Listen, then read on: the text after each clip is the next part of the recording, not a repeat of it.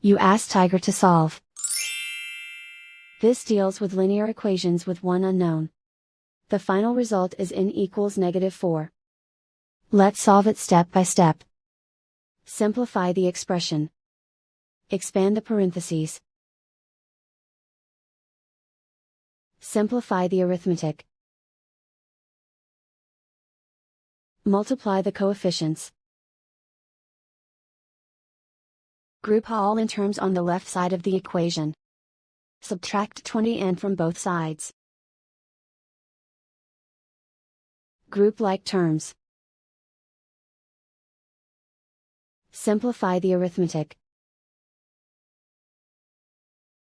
Group like terms. Simplify the arithmetic.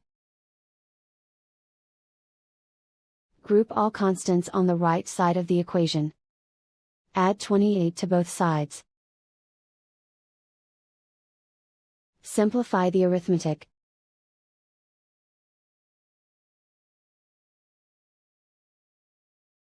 Isolate the n.